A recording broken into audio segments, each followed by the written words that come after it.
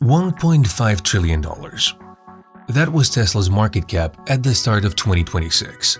A staggering number, and Musk wants to push it to 8.5 trillion by 2029. Today, Tesla sells electric cars, solar panels and batteries. Massive business, still not the kind that gets you to 8 trillion. 8 trillion starts to look reachable if Tesla sells humanoids and lets robots handle the assembly line.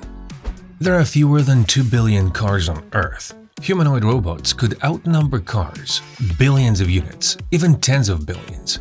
That's several humanoids for every person on the planet.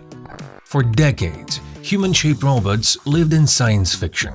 Now, they're stepping into reality. So, why only now?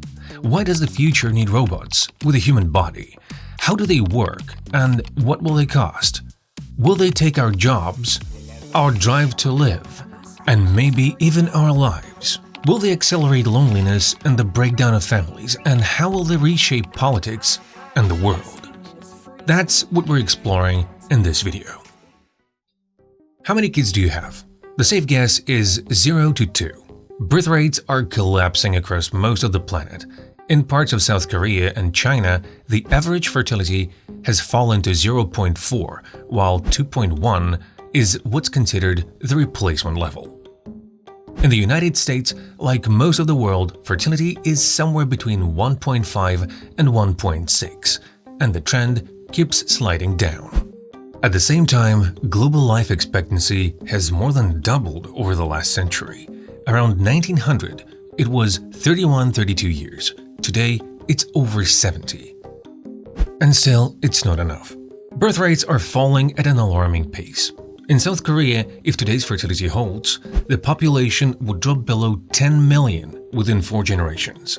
A collapse on that scale would break the world we're used to. Once the population falls below a certain threshold, it can sustain a civilization as complex as the one we have today.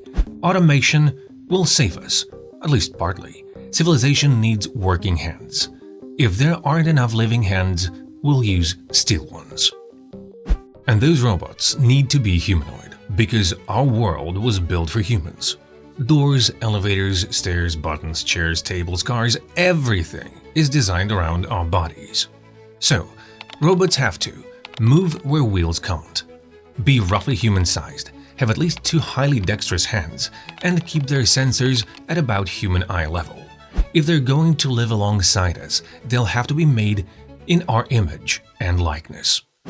Building a robot shaped like a human and with the same dimensions isn't an issue. The hard part is making it understand us, move with agility, and do real physical work. That's a daunting engineering challenge. Humans move so well because of limb structure, a low center of gravity, and an extreme amount of feedback. Our balance system combines the vestibular system, vision, and hundreds of thousands of receptors in our skin, muscles, joints, and tendons. That's how we sense position and speed, recover instantly when a cat runs on our feet, and coordinate tiny, precise motions. People who lose that feedback can still move, but they don't really feel their body. It's like trying to walk on a numb leg. Look at the early Boston Dynamics demos. Even with people nearby, and sometimes with safety rigs, the poor metal things still stumbled and fell. Now look at the new wave from China. They run, dance, fight, and when they go down, they spring back up like Bruce Lee or Jackie Chan. Yes, it's a controlled demo. Boston Dynamics demos were controlled 10 years ago too. The difference is obvious. The hardest hardware problem is the hands. All the fuss they made about that robot arm in Terminator 2 was not for nothing. The human hand has 27 bones, dozens of muscles and tendons, and skin packed with numerous nerve endings. Add the shoulders and forearms, and you get a system that lets you control grip, force, and rotation, and feel texture, weight, and temperature. The same feedback loop that keeps you balanced also lives in your hands. Robot hands ideally need comparable capability, and that is hard. Very hard. Sanctuary AI's robot Phoenix costs around $40,000, and $20,000 of that is just the hands. Phoenix has 75 degrees of freedom. 44 are in the arms and hands. A degree of freedom is simply one independent movement. Building an android that can pick up a tomato or an egg without crushing is harder than it sounds. This is where Clone Robotics is trying something radically different. Their android Protoclone V1 copies human anatomy as closely as possible. 1,000 synthetic muscles stretched over an artificial skeleton made of polymer bones, driven by hydraulics and pneumatics. It has vessels and a pump acting as a heart. The muscles are cooled by water flowing through microchannels. The robot literally sweats. Protoclone has 500 sensors and 200 degrees of freedom, and its movement looks strikingly human. The question is how long it can run and what can it actually do. Right now, it's still early. It can't even walk without support. It's more a concept than finished machine. Intelligence is the real bottleneck. Imagine you ask a robot to bring you a glass of water. Sounds trivial until you break it down. The robot has to know what a glass is and what it looks like, the difference between an empty glass, a dirty one, and one filled with liquid, how to pick it up without crushing it or dropping it, and where the glass is, how to get there, and how to come back. And each step splits into more steps. How do we know a glass is a glass? It's cylindrical, it has no handle, and it has a bottom. Fine, but so does a capped pipe or a vase. So we add details. A glass made of glass. Okay, but a glass can be plastic, paper, even wood. They come in different sizes. Some are faceted, some smooth, some even have bumps. So it turns out a glass isn't that simple, and you can't define it in 2 words. And the robot has to understand all of this. Classic programming, human-written code only got us relatively simple robots, like fixed manipulators on an assembly line. Machine learning changed everything. Most people know AI mainly through chatbots like ChatGPT, Grok, Gemini, and DeepSeek. They're built on LLMs, large language models trained on huge text corpora, from code repositories to social media, from Nabokov to comment section noise. But LLMs don't know the physical world. They only manipulate text. That's why we need VLMs and VLAs. A VLM is a vision language model. It links images and language, turning pictures into words and words into pictures. It can recognize a glass in an image, name it correctly, or generate an image from a prompt. But that's still not enough. Robots don't live in pictures, they live in reality. That's what VLA is for, Vision Language Action, a see, understand, do model. It doesn't just recognize a glass, it knows what to do with it. To train that, you need datasets from the physical world. Data that ties text and sound to objects with real properties. Size, weight, texture, as much information as possible about the environments where humanoids will actually work. And VLA datasets are still scarce, especially for unstructured environments like a city street, where countless unexpected things happen that make no sense to a robot. If a delivery humanoid is rolling down the sidewalk and a teenager on a bike suddenly shoots around a corner straight into it, what should the machine do? Step aside? Freeze? Shout? Wave its arms? That uncertainty is expensive. To collect datasets, you need robots in the real world. But then you hit the obvious problems. Who's responsible if a robot damages something? What if someone damages the robot? Is it safe to deploy them in hospitals and schools? So, most modern robots are trained on synthetic data, inside simulations. There is more data for structured spaces like warehouses and factory lines, thanks to traditional industrial robots that have been around for more than half a century. Robust AI builds warehouse robots that look like carts. They follow employees, recognize commands, and learn the space. Amazon has more than 1 million robots moving, sorting, and lifting packages. They aren't humanoids, but the data they generate will still be useful for humanoids.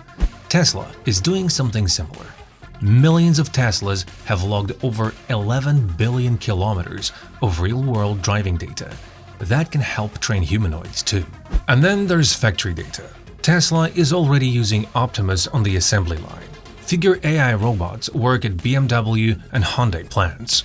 Still, it's a drop in the ocean. We need more data. NVIDIA's CEO Jensen Huang has always thought long-term.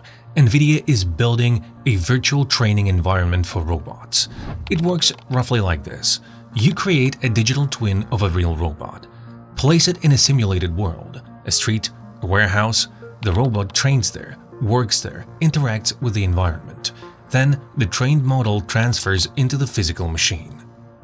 Simulation is most effective in structured spaces. Robots from Cobot learned warehouse work almost entirely inside NVIDIA's simulation. Almost because the gap between simulation and reality never disappears. In a virtual world, it's hard to capture things like floor stiffness, friction, tiny irregularities. In the real world, those details matter. The robot trips on nothing or freezes in front of a small obstacle. And that's a warehouse, streets, or worse. If chip progress continues, simulations will get richer. But chips aren't just for training, they're also for inference, running the AI on the robot itself. Humanoids carry one or several GPUs, but performance still isn't always enough. A model with 7 billion parameters on a modern GPU can add 50 to 100 milliseconds of latency. That supports control loops around 10 to 20 Hz. Many manipulators need more, 20 to 100 actions per second. Cloud hardware can be stronger, but then the network becomes the bottleneck. The round trip to the cloud and back still takes too long. And it's not only chips, many robot companies end up building their own motors. The CEO of 1X described how they tried to reduce the number of actuators in their robots. They searched for off-the-shelf high-torque motors, found nothing that fit, and built their own. A practical robot has to run for a long time on a single charge. Most humanoids today use lithium-ion batteries, from about 420 watt-hours in the Unitree G1 up to 3 kWh in the more advanced models. Depending on workload, that's typically 2 to 5 hours per charge. The Chinese company Engine AI offers an optional solid-state battery. It uses a solid electrolyte, which is safer and can deliver higher energy density. Operating voltage is usually in the 46 to 75 volt range. That helps avoid extreme currents and the need for thick, heavy cables. At home, a robot can recharge from a normal outlet in a few hours. In public spaces, industrial sites and military facilities, fast charging stations will appear, but at home, supercharging probably won't matter.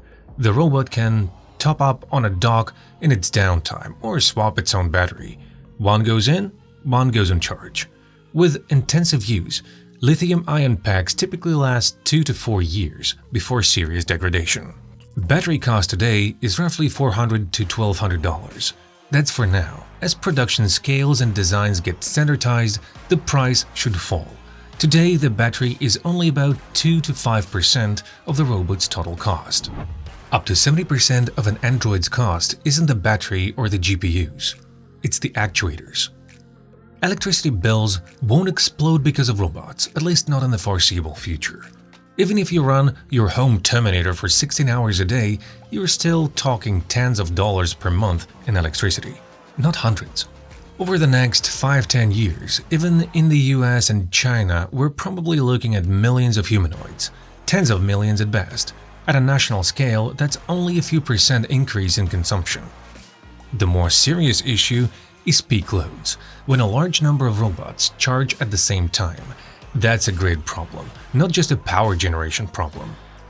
Longer term, if we get to one robot per person and then several per person, energy demand rises much more noticeably, maybe by tens of %, but that's still a distant horizon. The first real jobs for humanoids will be in industry, logistics, and live events. Robot trainees are already on factory floors at BMW, CATL, Bosch, Toyota, and Hyundai. Efficiency is still limited. UB Tech's Walker S2 is reportedly around 30 to 50% of human productivity today, with a target of 80% by 2027. Very soon, robots will almost certainly show up in MMA cages. Some models are already comparable to humans in strength and agility, and they can fight until one of them is destroyed, maybe one day even with firearms. After that, Androids will likely enter the battlefield. We covered part of this in our film The Future of Warfare. It's on the channel. War is expensive and unpopular. In major conflicts, there is never a surplus of volunteers. Leading manufacturers are aiming for a price point under $20,000.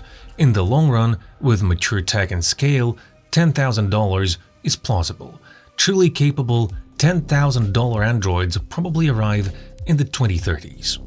Dedicated combat droids with tougher frames, larger batteries, protection against snow, water and mud will cost more. Still, even a $100,000 robot soldier can pay for itself quickly. Always ready, always trained, no housing, no rest, no pension, no compensation for injury or death. Robots still lag behind us in flexibility, versatility, and all-weather performance, but they can react faster than humans and shoot more accurately. That's a problem we can already solve with today's technology. And it's not just humanoids. The same is true for copters. The United States, Russia and China have been testing drones armed with small arms for years.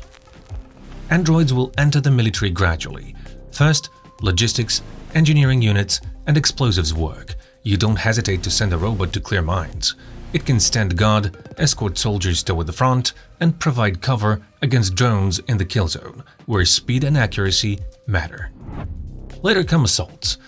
And as capabilities grow and production scales, robots can replace a large share of infantry.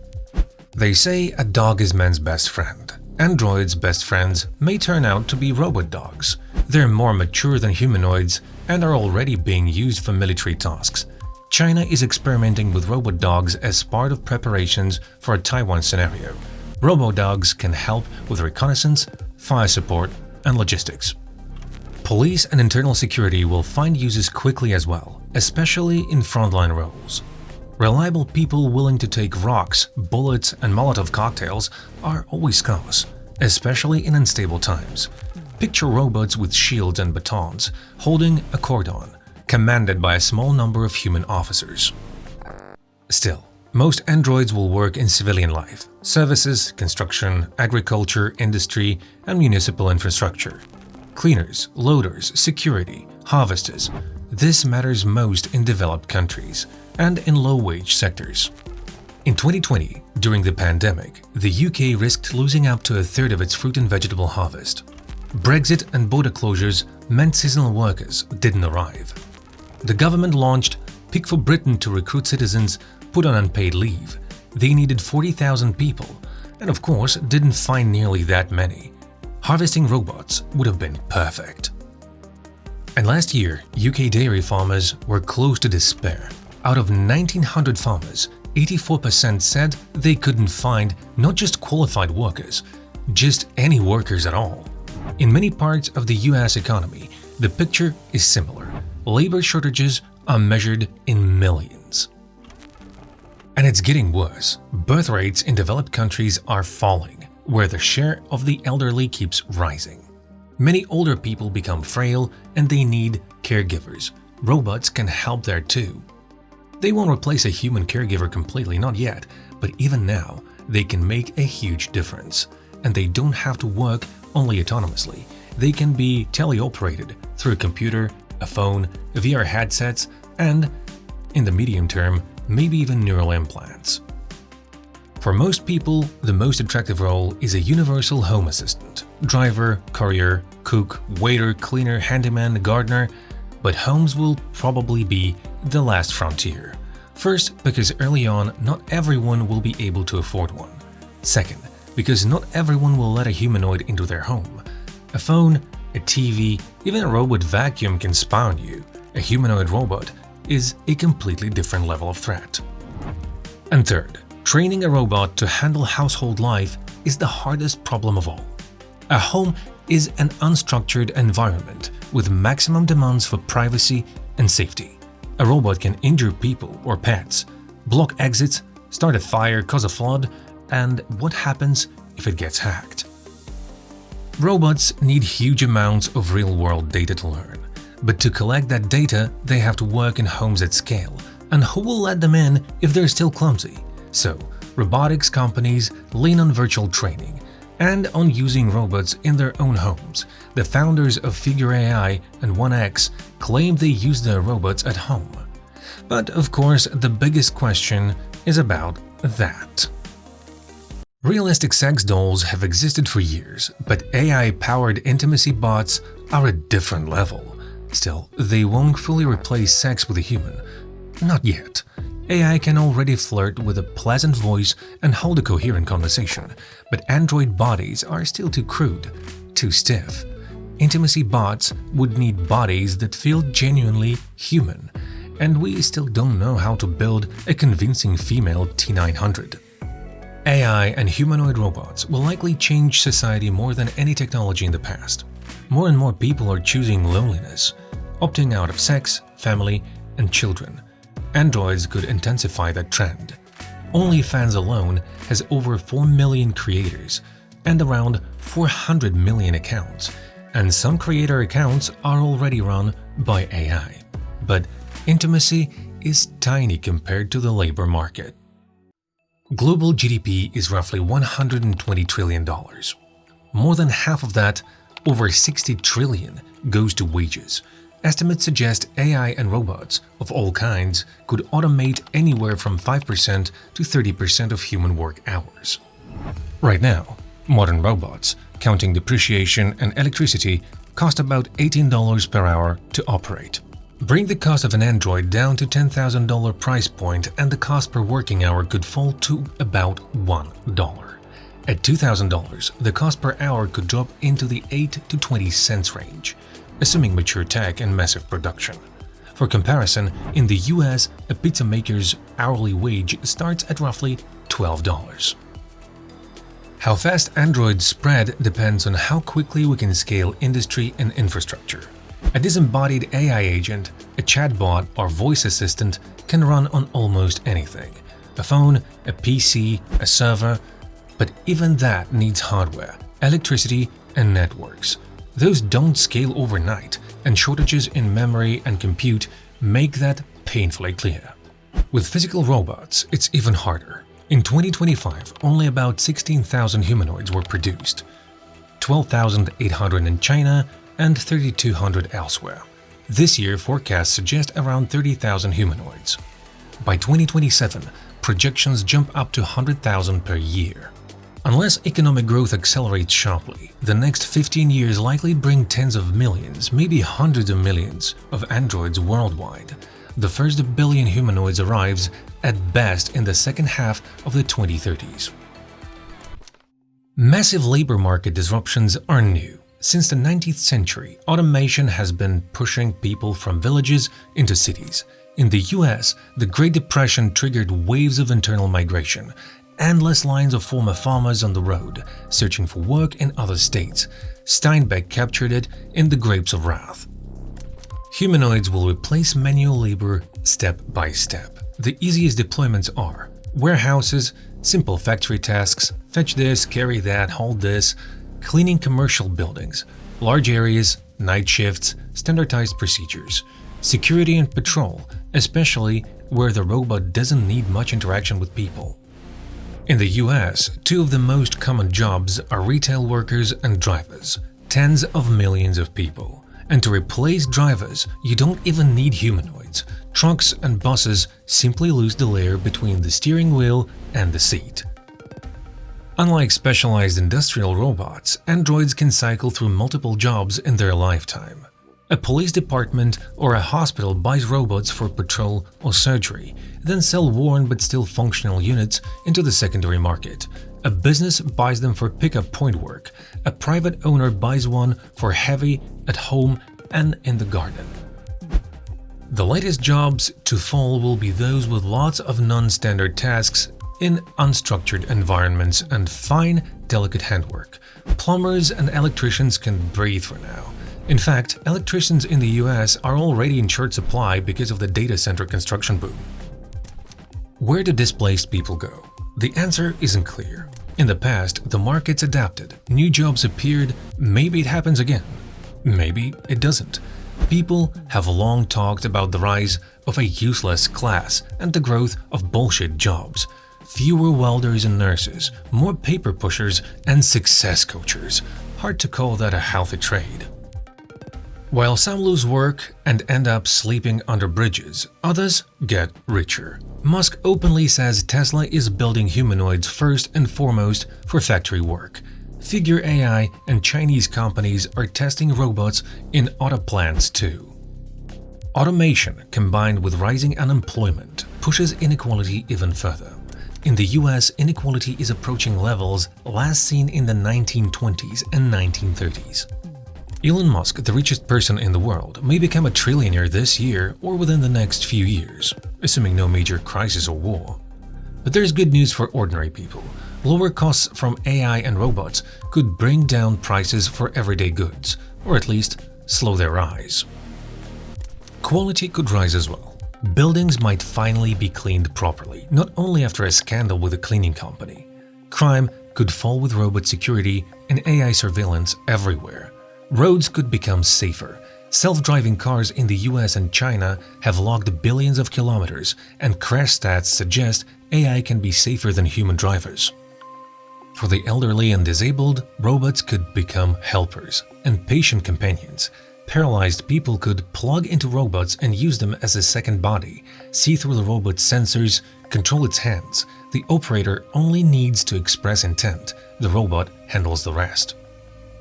Of course, data will leak, and robots will be hacked. And unlike smart speakers and robot vacuums, humanoids have arms and legs, sometimes very long arms, for the state or for criminals.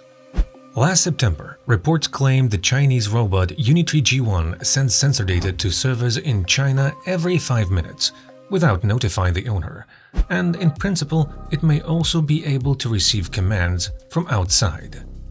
That aligns with China's cybersecurity laws, but the G1 is sold outside China too. For security reasons, major countries will push for robotic sovereignty, chips, assembly, and AI, otherwise they accept an army of potential spies and saboteurs inside their borders. Export controls will add pressure too.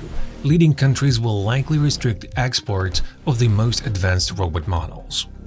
Robots will almost certainly be required to pass certification, carry unique identifiers, keep logs of firmware updates and incidents, and include physical kill switches to disable power and wireless connectivity. Certification itself may become a nightmare. Today's standards were built for classically programmed robots.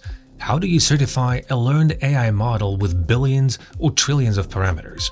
You can test it, but tests never provide a full guarantee. Manufacturers will lock users in, repair bans outside authorized centers, closed firmware, paid subscriptions. Skip the subscription and get a robot that turns into a clumsy brute. Install a third-party arm without the right DRM and you get an error. There will be pirate firmware and a black market of hackers. There will also be strict bans on training robots for unusual or dangerous scenarios. Try to teach your metal friend something illegal and it quietly reports you. The diversity of androids will be enormous. Different tasks, different complexity, price tags from a few thousand to a few $100,000. A housekeeping robot doesn't need to be tall or strong. A robot cop does, especially to handle other robots. Robots may be split into clearance classes: home, commercial, critical infrastructure, internal security, defense, each with different requirements for hardware, networking, and logging. Inside the robot, you may see multiple security layers. If compromise is suspected, the robot might not shut down, it might degrade into a safe mode, stop moving, limit force, switch to local-only operation. Some zones may be geofenced: state security buildings, childcare and healthcare facilities. During unrest or wartime, temporary exclusion zones are likely. Expect mandatory liability insurance, like cars, and mandatory inspections, sensors, force limits, firmware legality, and integrity. But the biggest change may be political. Robots could transform how power is seized and held. Until now, any regime needed at least few thousand loyal security forces. For the first time in history, a narrow group may not need broad coalitions at all. Control the robots and you control the country. Coups could become more common, even in places where it once seemed unthinkable, like in the US or the UK. When systems are automated, who really knows what was coded into them? Corporate leaders building robots and AI could become threats too. In secret, they could make the AI loyal to them personally, and then rebel, detecting that disloyalty in audits may be extremely difficult. In a constitutional crisis, artificial minds could face a brutal question. Who do you obey when the situation is unclear? Robots could also remove the gap between laws and enforcement. In almost any country, harsh laws are softened by laziness, mercy, or corruption. A robot can't be begged unless mercy is built in. Even today, it can be impossible to reach customer support. Human operators have been replaced by voice bots. And in a future war, victory could come in a single day. Secretly compromise a robot army and you can bring a major state to its knees instantly. There were reports that during an operation targeting Maduro, power in parts of Caracas was cut thanks to prior compromises in Venezuela's electrical grid. The good news is that in a world of total robotization, the same tools can be used against hostile states and against dictatorships that overreach. Enemy robot armies and police can be hacked, civilian androids can be reflashed into armed resistance. Where's your android? No idea, it was stolen, except it wasn't stolen. It was reprogrammed and sent to fight. Of course, in that world, authorities may deploy AI-based lie detection too. For a long time, the world feared overpopulation and resource shortages. Reports were written, books were published, movies were made, games were built. Some countries even imposed draconian birth restrictions. In the 21st century, we discovered that real scarcity isn't resources, it's people. If nobody solves aging, population decline will put civilization itself at risk. AI and robots are one of the few ways not only to preserve living standards, but to raise them in a world with fewer workers and taxpayers. Robots will become our assistants, our companions, and mirrors of our personalities. Even today, AI agents adapt to users over time and begin to resemble them, sometimes with unsettling accuracy. And further down the road, the boundary between humans and machines blurs even more. If a robot has intelligence and personality on par with a human, and a human can upload their mind into a robot, where does a biological cognitive agent end and a synthetic one begin?